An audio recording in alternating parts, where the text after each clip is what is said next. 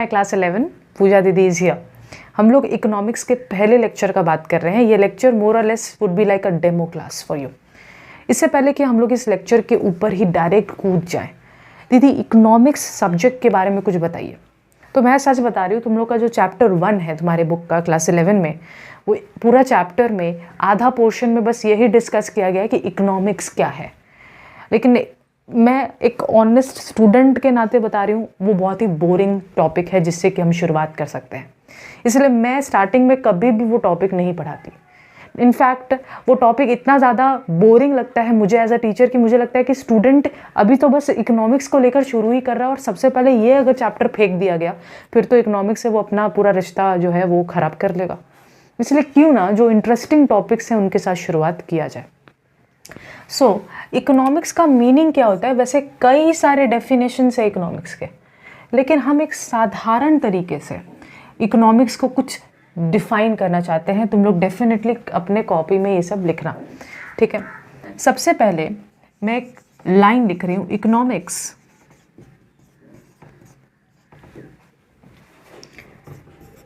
Is a study of human behaviour. जी हाँ, बस इतना सा ही बात है। एक बच्चे को अगर समझाना हो कि इकोनॉमिक्स क्या है, तो हम बोलते हैं इकोनॉमिक्स एक ऐसा सब्जेक्ट है जो इंसानों के बिहेवियर के बारे में स्टडी करता है। क्या मतलब है दीदी आपका? मतलब तुमको अगर मैं 100 रुपये हाथ में थमाऊं तो तुम उस 100 रुपये को लेकर के क्या क्या करोगे, ये तुम्हारे बिहेवियर के ऊपर डिपेंड करता है। तुम एक बहुत ही किताबी कीड़े हो तो बुक खरीद लोगे, तुम मेरे तरफ फूडी हो तो फूड कुछ खा लोगे, जंक फूड बाहर का। तो डेफिनेटली तुम्हारा बिहेवियर जो है वो डिफरेंट होने वाला है बाकी लोगों के मुकाबले। बिल्कुल सही है। तो इकोनॉमिक्स जो है वो एक ह्यूमन बिहेवियर के बारे में स्टडी करता है कि तुम उस पर्टिकुलर सिचुएशन में जब तुम्हारे सामने 100 रुपये रखा गया, तुमने कैसे बर्ताव किया, दूसरा बंदा कैसे बर्ताव करेगा, वगैरह वगैरह। लेकिन ये तो बस एक बच्चे को समझाने के लिए, हम बड़े हो गए, हम क्लास 11 में हैं, हम इस ढंग से एक सब्जेक्ट का डिस्कशन नहीं करेंगे डेफिनेटली। तो हम प्रोफेशनल लैंग्वेज में इकोनॉमिक्स को कैसे डिफाइन करें?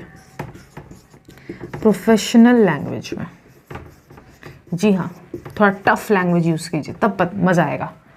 तो समझो, एक एग्जाम्पल देती हूँ, फिर तुम लोगों को प्रोफेशनल लैंग्वेज समझ में आ जाएगा। मान लो तुम्हारे पास है 1000 रुपये, मैंने तुमको दिए 1000 रुपये। तो डू यू अग्री कि ये जो पैसा है ये तुम्हारे लिए एक रिसोर्स है? क्यों दीदी? रिसोर्स का क्या मतलब होता है? रिसोर्स का मतलब होता है साधन। साधन यानी ऐसा कोई भी चीज़ जिसके बदौलत तुम कुछ कर सकते हो। डू यू अग्री कि ये जो 1000 रुपये है वो एक साधन है, क्योंकि इस 1000 रुपये के बदौलत तुम बहुत कुछ खरीद सकते हो। Am I correct? So definitely ये 1000 रुपीज़ जो मनी है वो एक रिसोर्स है। और कुछ रिसोर्सेज डेफिनेटली ये पेन जिसके बदौलत मैं लिख रही हूँ, तो ये पेन भी मेरे लिए, ये मार्कर भी मेरे लिए रिसोर्स है। ये चश्मा जिसके बदौलत मैं देख रही हूँ, ये भी मेरे लिए एक रिसोर्स है। ये फ़ोन जिसके बदौलत मैं रिकॉर्ड कर रही हूँ वीडियो, ये भी मेरे लिए एक रिसोर्स है। तो रिसोर्स यानी ऐसा कुछ भी जिसके बदौलत आपका कोई इच्छा पूरा हो रहा है। रिसोर्स मतलब ऐसा कुछ भी जिसका यूज़ करके आपका कोई इच्छा पूरा होता है, तो हम लोग उसको रिसोर्स बोलते हैं। तो ये जो 1000 रुपये है ये भी एक रिसोर्स है। तो मैं यहाँ पे लिख रही हूँ रिसोर्स। लेकिन मैं एक चीज़ पे फोकस करना चाहती हूँ, क्या ये 1000 रुपये जो मेरा रिसोर्स है, क्या ये लिमिटेड है या अनलिमिटेड है? क्या मेरे पास अनगिनत पैसा है या फिर मेरे पास 1000 रुपये लिमिटेड पैसा है? What do you think? Definitely limited है। तो ये तुम लोग को समझ में आना चाहिए कि आपके पास रिसोर्स तो है, लेकिन आपके पास जो रिसोर्स है वो लिमिटेड है। 1000 ही रुपये तो है बस, ठीक है। अब तुम लोगों ने क्या किया? तुम लोगों ने एक लिस्ट तैयार किया कि इस 1000 रुपये से तुम क्या क्या कर सकते हो। तुमने बोला कि दीदी इस 1000 रुपये से मैं कुछ बुक्स खरीद सकती हूँ या सकता हूँ। दीदी मैं इस 1000 रुपये से कुछ सपोज़ मैं कुछ पिज़्ज़ा ऑर्डर कर लेती हूँ। इस 1000 रुपये से मैं सपोज़ कुछ क्या बोलते हैं, शॉपिंग पे चली जाती हूँ, वगैरह वगैरह। तो एक बात बताओ, तुम्हारे ये क्या है? ये तुम्हारे वांट्स हैं। वांट्स यानी इच्छा। वांट्स यानी इच्छा।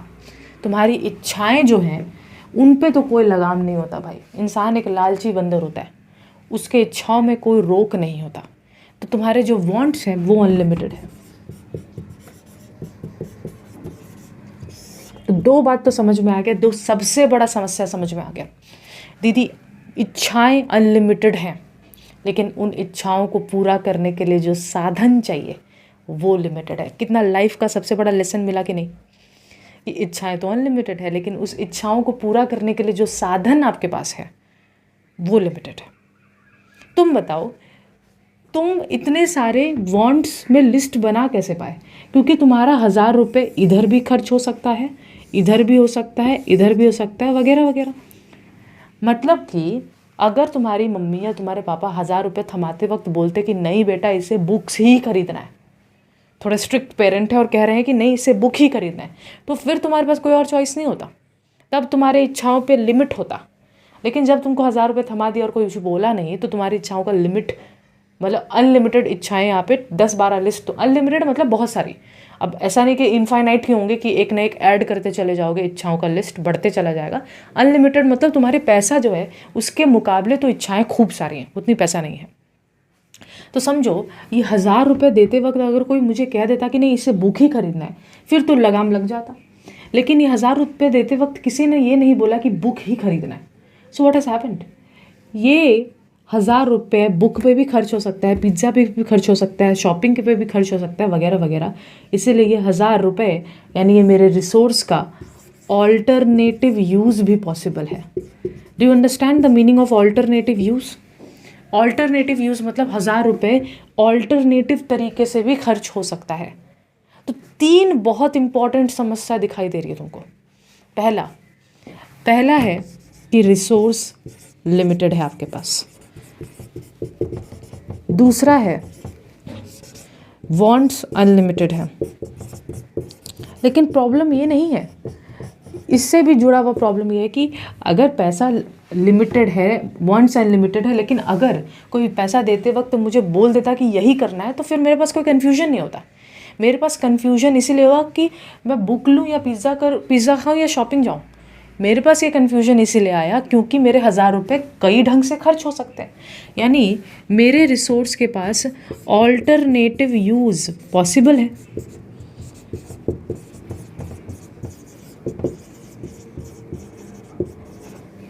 और इस 3 के वजह से, क्योंकि मेरे पास रिसोर्स लिमिटेड है। देखो समझो, अगर पैसा अनलिमिटेड होता तो जो मर्जी वो खरीदती, लेकिन पैसा तो लिमिटेड है, तो ये सबसे बड़ा प्रॉब्लम है।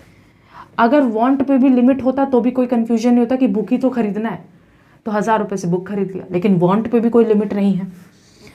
अगर तुम्हारा ऑल्टरनेटिव यूज़ नहीं होता कि इस 1000 रुपये को सिर्फ बुक पे ही खर्च किया जा सकता है, तो भी कोई कन्फ्यूजन नहीं होता।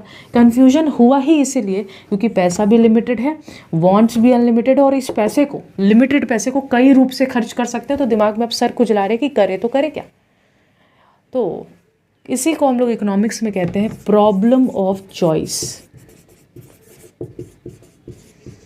कि बेचारा प्रॉब्लम नहीं, मतलब चॉइस नहीं बना पा रहे कि आखिर क्या करें। तो तुम क्या करते हो, तुम अपना प्रायोरिटी लिस्ट बनाते हो कि मेरे लिए बुक खरीदना ज़्यादा इंपॉर्टेंट है, पिज़्ज़ा खरीदना सेकंड इंपॉर्टेंट है। तो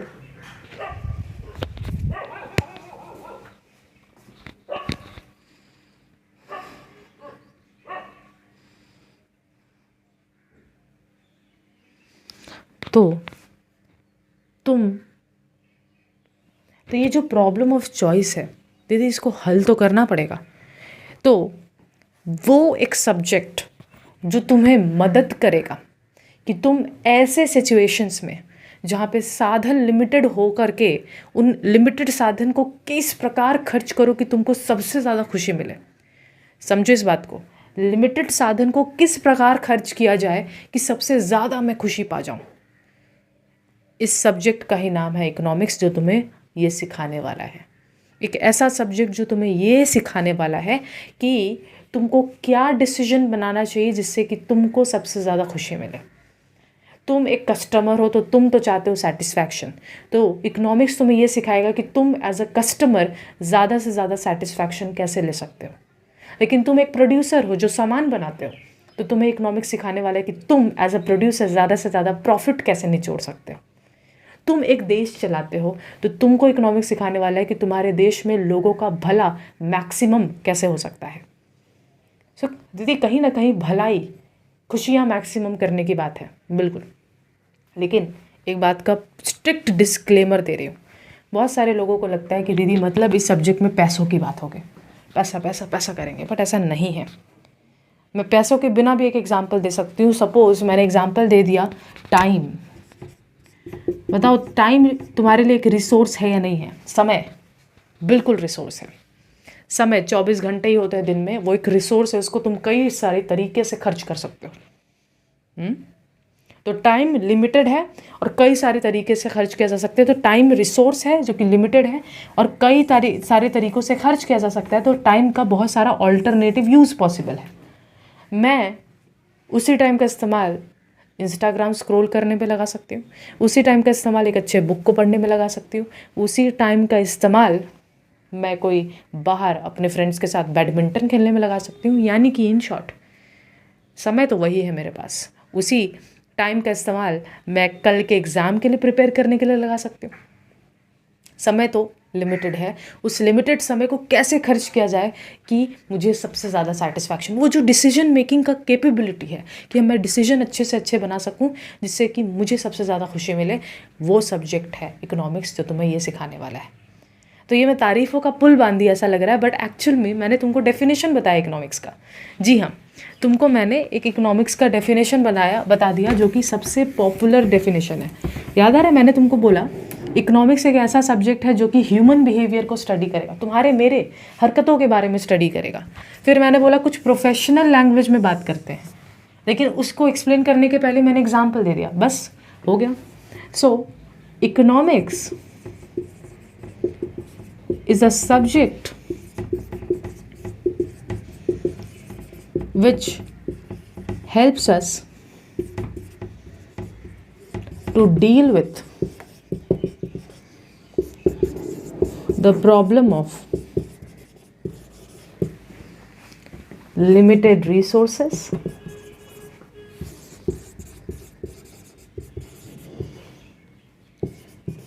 unlimited wants, and alternative uses of the resources। जी हाँ, बस बस बस, तो इतने देर से मैं डेफिनेशन ही समझा दी तुमको।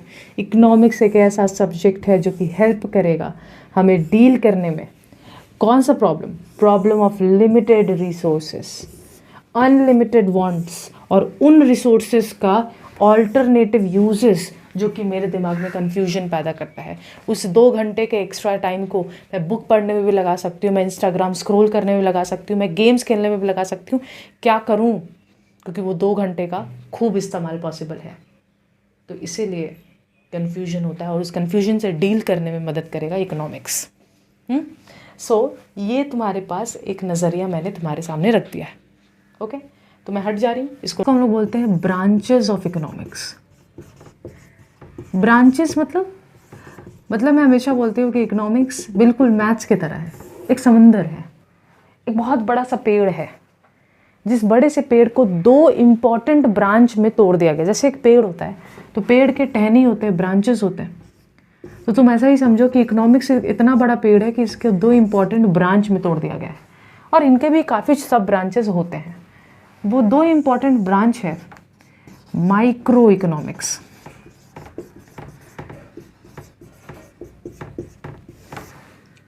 Macro economics.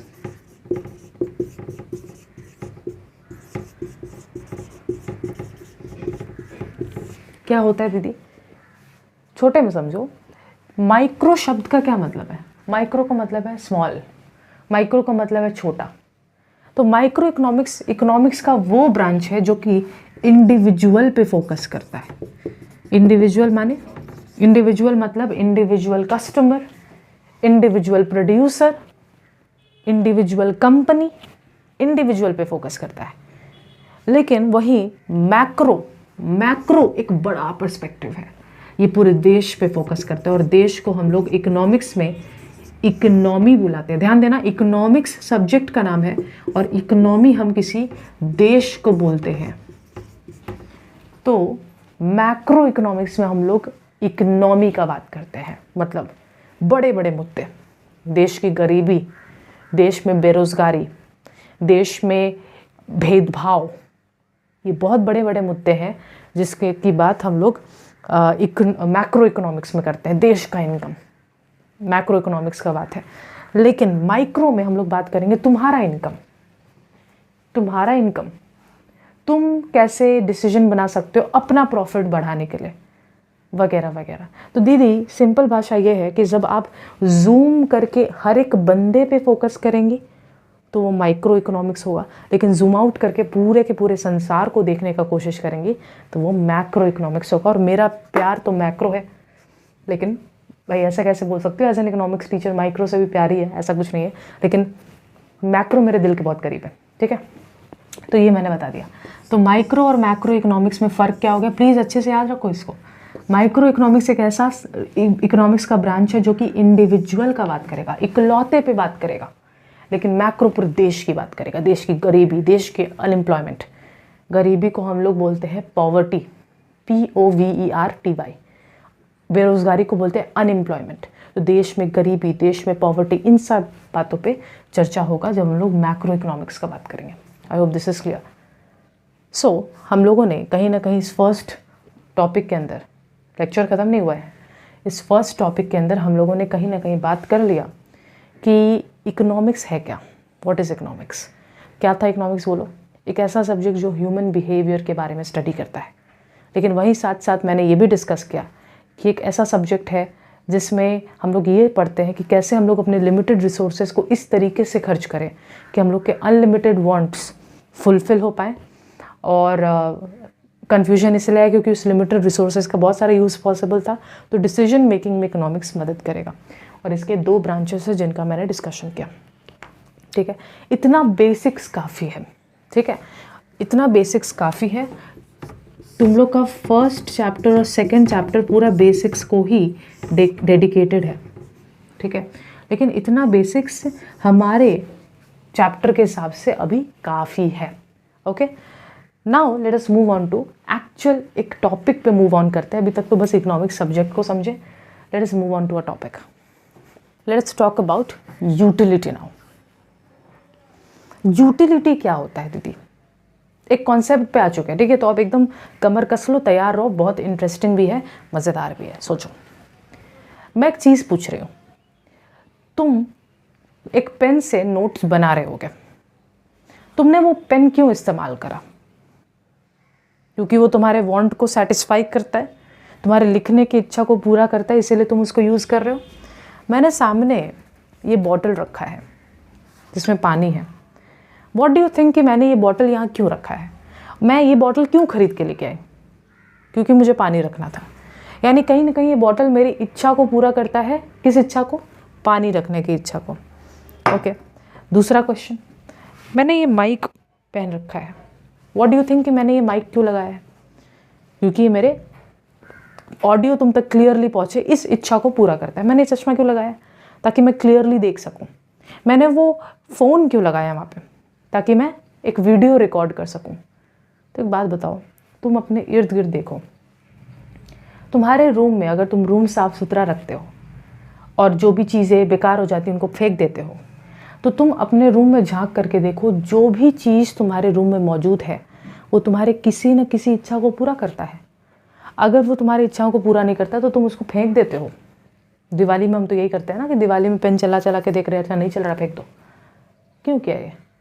क्योंकि पेन का काम है लिखना, अगर वो लिख ही नहीं पा रहा तो उसको रख के क्या फ़ायदा। सो हर प्रोडक्ट जो हम यूज़ करते हैं वो हमारे किसी न किसी इच्छा को पूरा करता है। सही बात है, अगर हम उसको यूज़ कर रहे हैं, इस्तेमाल में ला रहे हैं, तो वो हमारे किसी इच्छा को पूरा करता है, वरना उसको इस्तेमाल कौन करेगा। तो वो जो उसके अंदर एक छिपा हुआ ताकत है, ध्यान से सुनो, वो जो उस प्रोडक्ट के अंदर एक छिपा हुआ काबिलियत है, ताकत है तुम्हारी इच्छा को पूरा करने का, वो जो उस प्रोडक्ट के अंदर एक छिपा हुआ काबिलियत है तुम्हारे इच्छा को पूरा करने का, उसी को बोलते हैं यूटिलिटी। यूटिलिटी का मतलब है जो भी आप प्रोडक्ट इस्तेमाल कर रही हैं आप तभी इस्तेमाल करती हैं जब वो प्रोडक्ट आपके किसी न किसी इच्छा को पूरा करता है। तो उस प्रोडक्ट के अंदर वो जो हिडन ताकत है आपकी इच्छा को पूरा करने का, उसी को बोलते हैं यूटिलिटी। तो यूटिलिटी का मतलब क्या है, देखो एक लाइन में यूटिलिटी का definition, it is the want satisfying power of a commodity।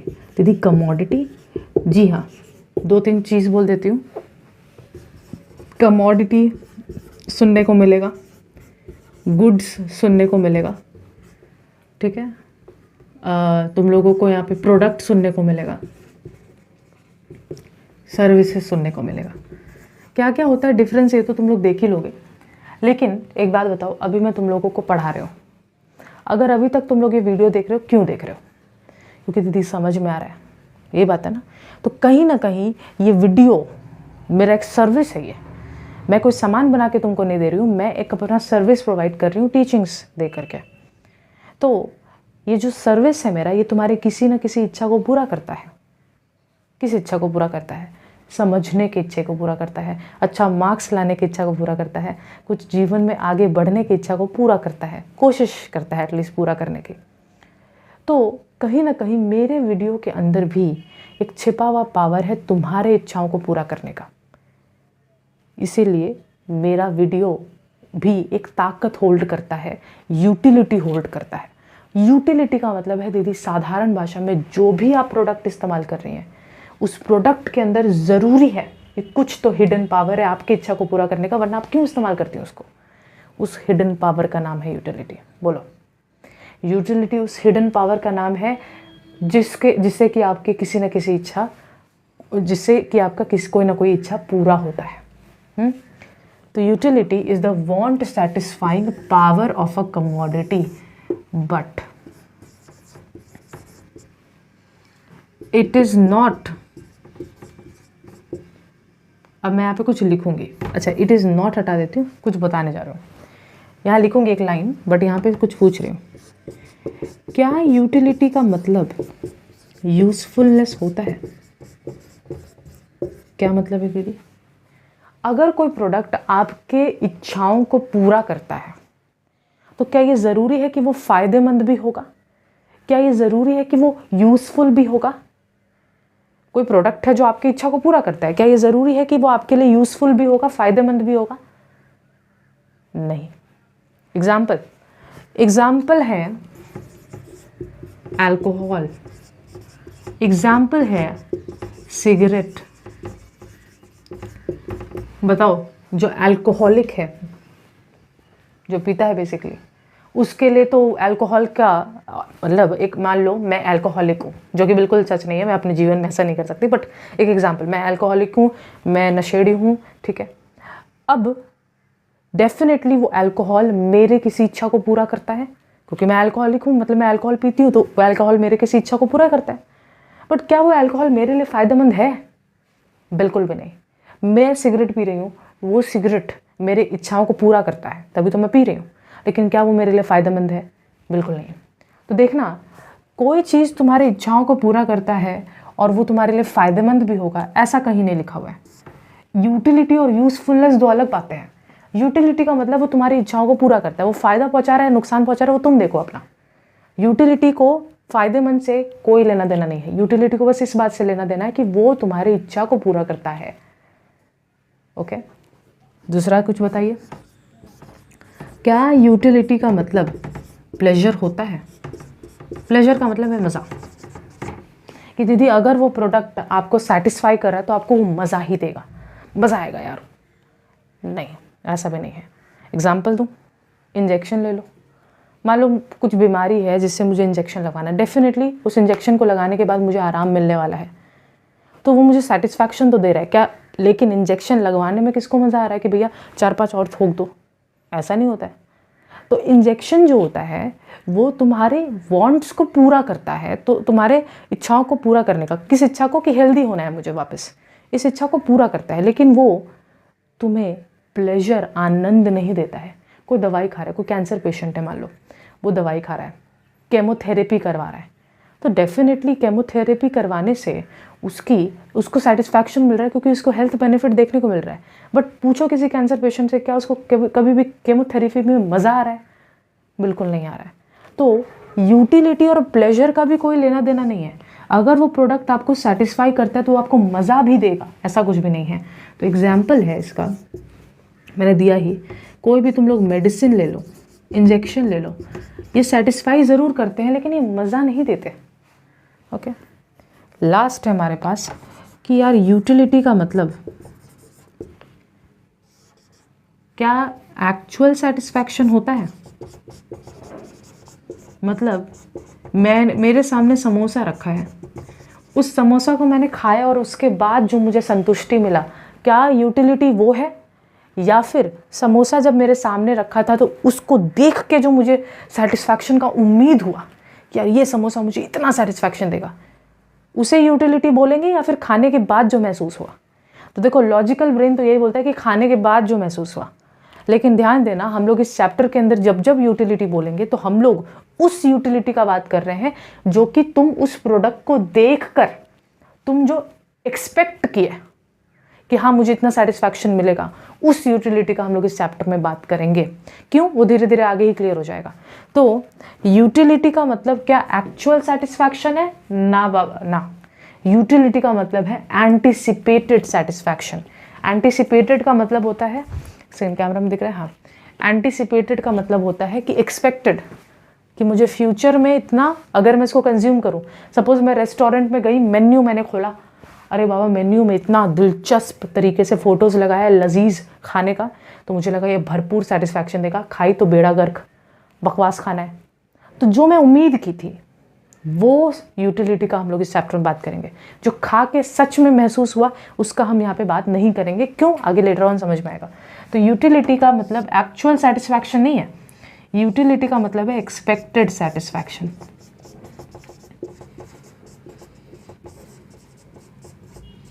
तो समझो, यूटिलिटी वांट सेटिस्फाइंग पावर है किसी भी प्रोडक्ट का, किसी भी प्रोडक्ट, गुड, सर्विस, एक ही बात है, किसी भी कमोडिटी का। लेकिन ध्यान देना है, but it does not mean usefulness,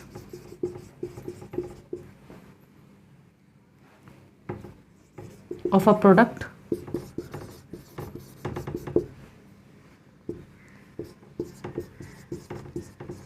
pleasure,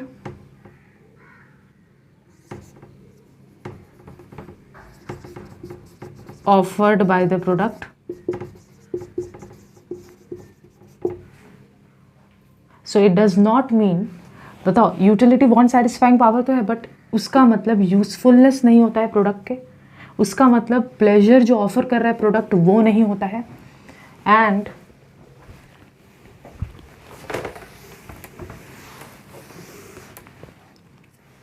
and it is not actual satisfaction, rather it is anticipated. anticipated मतलब वही, expected ही लिख लो, कोई दिक्कत नहीं है। तो अगर तुम ये लिखोगे तो यूटिलिटी का जो मार्क्स है, क्वेश्चन जब पूछा जाएगा व्हाट इज़ यूटिलिटी, तुमको फुल ऑन 2 मिल जाएगा। यूटिलिटी किसी भी प्रोडक्ट का वांट सेटिस्फाई करने के कैपेबिलिटी को बोलते हैं। उसका मतलब यूजफुलनेस नहीं होता है, उसका मतलब प्रोडक्ट कितना प्लेजर, आनंद दे रहा है, उसका वो मतलब नहीं होता। यूटिलिटी एक्चुअल सेटिस्फैक्शन नहीं होता, यूटिलिटी एंटिसिपेटेड एक्सपेक्टेड सेटिस्फैक्शन को बोला जाता है। That is what utility is. ठीक है, अब देखो दीदी, बिकॉज हम लोग देख ही रहे हैं कि यहाँ पे हम लोग बात कर रहे हैं कि प्रोडक्ट कितना सेटिस्फैक्शन देगा, तो कहीं ना कहीं कुछ बातें तो क्लियर हो गई है ना कि हर पर्सन के हिसाब से तो ये डिफरेंट होगा। भाई किसी को बर्गर ज़्यादा सेटिस्फैक्शन दे सकता है तो किसी को बर्गर कम भी सेटिस्फैक्शन दे सकता है। मेरी मम्मी को बिल्कुल पसंद नहीं बर्गर, तो कम सेटिस्फैक्शन देगा, मुझे पसंद है तो मुझे ज़्यादा सेटिस्फैक्शन देगा। तो ये तो कहीं ना कहीं इंसान के पर्सनल बिहेवियर पे आ गया ना, तो बिल्कुल सच हो। ये तुम लोग को समझना होगा कि फीचर्स का अगर बात करें यूटिलिटी का, तो सबसे पहला तो यही है कि utility is a subjective concept.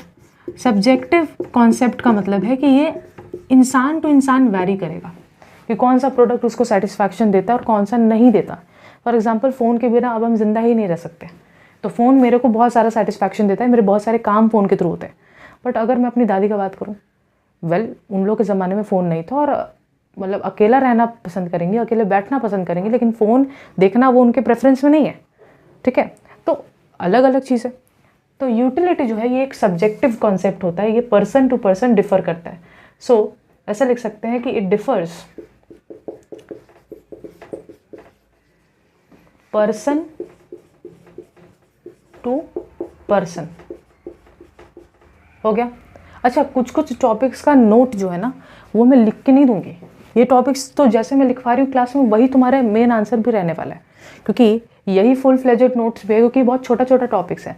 लेकिन जो जो 5-5 मार्क्स के चैप्टर होंगे उसका नोट्स मुझे देना पड़ेगा। अदरवाइज ये 2-2 मार्क्स का जो चैप्टर है, 4-4 मार्क्स का जो चैप्टर है, तो मैं साथ साथ लिखाते चल रही हूँ। तो ये तुम लोग कॉपी में लिखते चले जाओ, इसके लिए तुम लोगों को अलग से नोट्स नहीं मिलने वाला है। ठीक है। दूसरा बात हम लोग ये बोल सकते हैं कि यूटिलिटी जो है ये मेजर किया जा सकता है या नहीं।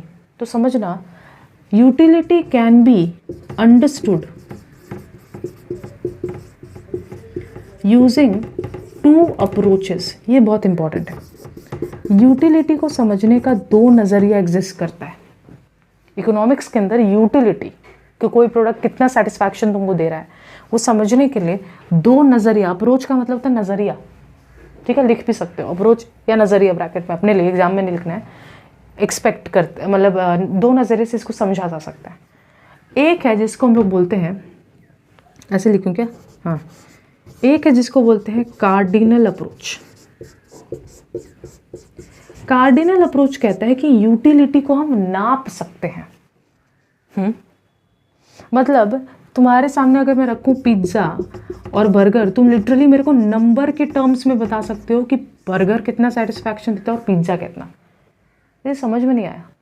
मतलब मैं तुमको लिटरली ऐसे बताऊंगी कि पिज्ज़ा मुझे 100 कुछ तो यूनिट में यहाँ पे बता रही हूँ और बर्गर मेरे को 200 समथिंग यूनिट का सेटिस्फैक्शन देता है। तो ये तो बड़ा अजीब है, ऐसा कैसे हो सकता है? ये तो सेटिस्फैक्शन की बात है, सेटिस्फैक्शन नंबर्स में कैसे तोल सकते हैं? इट इज़ लाइक कि आप मेरे दर्द को नंबर में तोलो। तो दर्द तो एक फीलिंग है ना, एब्स्ट्रैक्ट है, ये तो नंबर में नहीं तोल सकते। तो कोई चीज़ कितना सेटिस्फैक्शन देगा ये आप नंबर में कैसे तोलेंगे? डेफिनेटली ऐसा नहीं है कि कार्डिनल अप्रोच बनाने वाले अल्फ्रेड मार्शल साहब को ये दिमाग में नहीं आया होगा कि यूटिलिटी जैसा चीज़ नंबर में नहीं नापा जा सकता। Definitely he is one of the greatest economists जिनको डेफिनेटली पता था कि यूटिलिटी जैसा चीज़ नंबर्स में नहीं नाप सकते। फिर उन्होंने ही ये अप्रोच, ये नज़रिया क्यों बिल्ड किया? क्योंकि जब चीज़ें नंबर्स में होती हैं तो उनको समझना आसान होता है। मैं अगर बोलूँ कि देखो पिज़्ज़ा मुझे 100 का सेटिस्फैक्शन देता है और बर्गर मुझे 200 का, कौन ज़्यादा सेटिस्फैक्शन देता है? बर्गर, क्योंकि 200 इज़ ग्रेटर देन 100। तो नंबर्स में बातचीत करना आसान होता है, इसीलिए अल्फ्रेड मार्शल ने नंबर्स का कॉन्सेप्ट बिल्ड किया। ठीक है, तो कार्डिनल अप्रोच कहता है कि यूटिलिटी हम नंबर्स में नापेंगे। तो utility can be measured in numbers. लेकिन एक सवाल है, अगर आप नंबर्स में नापोगे तो आप क्या बोलोगे? 100 kg कि मुझे 100 kg का सेटिस्फैक्शन मिलता है, 100 मीटर का सेटिस्फैक्शन मिलता है, क्या बोलोगे? कुछ तो यूनिट बोलो। तो अल्फ्रेड मार्शल ने बोला कि देखो इससे पहले तो यूटिलिटी को लेकर के कोई यूनिट बिल्ड किया नहीं हम लोगों ने, तो चलो मैं नया यूनिट बिल्ड कर देता हूँ। रास्ता नहीं है तो नया रास्ता खुद ही बना देता हूँ। तो यूटिलिटी को नापने के लिए एक नया यूनिट आ गया, MCQ में बहुत बार आता है। यूटिलिटी को नापने के लिए इन लोगों ने, अल्फ्रेड मार्शल जी ने नया यूनिट बना दिया यूटिल्स। कि कोई चीज़ मुझे 100 यूटिल्स का सेटिस्फैक्शन दे रहा है, 200 यूटिल्स का सेटिस्फैक्शन दे रहा है, बताओ। लेकिन हाँ, इसका बहुत यूज़ होगा later on. So utility can be measured in numbers and the measuring unit, जो measuring unit होगा वो क्या होगा? is utils। measuring unit utils होगा, भूला नहीं है, MCQ में आता है। और जो नेक्स्ट अप्रोच है, ध्यान देना मैं सेकेंड पॉइंट ही डिस्कस कर रही हूँ अभी, सेकेंड पॉइंट का B नंबर, A और B। वो है ऑर्डिनल अप्रोच। ये थोड़ा रियलिस्टिक लगता है। ऑर्डिनल अप्रोच को बिल्ड किया था J.R. हिक्स ने। ये कहते हैं कि हम यूटिलिटी को नाप नहीं सकते। यूटिलिटी, कोई प्रोडक्ट आपको कितना सेटिस्फैक्शन दे रहा है आप नंबर्स में नाप के नहीं बता सकते। तो ये बोल रहे हैं यूटिलिटी को नापना इम्पॉसिबल है। और यहाँ साक्षात ये क्या बोल रहे हैं, utility can not be measured only, अच्छा यहाँ लिख लूँ, utility cannot be measured only ranking can be given। क्या मतलब भैया, मतलब ये है कि आप बस इतना बोल सकती हैं, सपोज मैंने तुमको लिस्ट बोल दिया कि पिज्ज़ा, बर्गर और मोमोज, आई नो मुंह में पानी आ रहा होगा, मेरे भी आ रहा है, तो इनको आपको क्या पसंद है, तो बस तुम एक रैंकिंग दे सकते हो कि यार मुझे मोमो फर्स्ट प्रेफरेंस है, फिर मैं सेकंड में पिज़्ज़ा चुन लूँगी, फिर मैं थर्ड में बर्गर। आप बस इतना रैंकिंग दे सकते हो कि फर्स्ट सेकंड थर्ड क्या है। आप नंबर्स में नहीं बोल सकते कि पिज़्ज़ा 100 यूटिल देगा, सॉरी मोमो जो है वो 100 यूटिल देगा, पिज़्ज़ा 80 यूटिल देगा, बर्गर जो है 50 यूटिल देगा। ये नंबर में तो बड़ा बकवास लग रहा है कंसेप्ट को। आप बस रैंकिंग दे सकते हो, ऑर्डरिंग दे सकते हो, इसलिए ये शब्द है ऑर्डिनल अप्रोच, जो कि ज़्यादा रियलिस्टिक लगता है कि बात तो बिल्कुल सही है। तो मैं एक चीज़ पहले इन्फॉर्म करना चाहती हूँ कि जब आपने नंबर्स का कॉन्सेप्ट हटा दिया, अब आप रैंक्स को लेकर के बात करेंगे, तो ये बहुत डिफ़िकल्ट टू अंडरस्टैंड होता है और चिंताजनक बात नहीं है। ये WB के सिलेबस में नहीं है, तो ये हमारे सिलेबस में ही नहीं है, नॉट इन सिलेबस। हम लोग के सिलेबस में सिर्फ कार्डिनल अप्रोच है, जिसमें नंबर्स का बात होगा और ये बहुत आसान होता है समझना, बहुत ही आसान होता है। सो कोई अगर पूछे कि क्या यूटिलिटी को नापा जा सकता है, तो फट से मत बोला नहीं, बोलोगे देखो दो नज़रिया है भाई साहब इकोनॉमिक्स के अंदर। एक है कार्डिनल अप्रोच जो कहता है यस यूटिलिटी को नाप सकते हैं, प्रोफेसर एल्फ्रेड मार्शल ने ये बिल्ड किया था और नापने के लिए इन्होंने यूनिट बना दिया यूटिल्स। लेकिन एक वही अप्रोच है जो कहता है नहीं नाप सकते, बस रैंकिंग दिया जा सकता है कि कौन सा प्रोडक्ट फर्स्ट रैंक पे आता है, सेकेंड रैंक पे आता है, एट्सेट्रा। ये कॉन्सेप्ट को हम लोग ऑर्डिनल अप्रोच बोलते हैं और इसको J.R. हिक्स ने दिया था, लेकिन ये हमारे सिलेबस में नहीं है, ठीक है। तो ये मत कहना कभी भी कि यूटिलिटी नहीं नाप सकते, दोनों नज़रिया के हिसाब से बताना, क्योंकि दो नज़रिया है जो दोनों नज़रिया अपना ऑपोजिट तरीके से बात करता है। और भी तीसरा एक और फीचर है, जो फीचर इतना बड़ा है कि उसके लिए हम लोगों को अपना ही एक अलग लेक्चर लाना होगा, जो कि होगा law of diminishing marginal utility, जिसका हम बात करेंगे, जिसमें कोई घबराने वाला बात नहीं है। तो हम जब उसका बात करेंगे तो चिंताजनक बात नहीं है, अगले लेक्चर के अंदर यूटिलिटी का कॉन्सेप्ट खत्म हो जाएगा। तो ये लेक्चर को बहुत अच्छे से प्रिपेयर कर लेना, अच्छे से ग्राउंड को मजबूत कर लो, ताकि अगले लेक्चर में तुम अच्छे से तैयार रहो।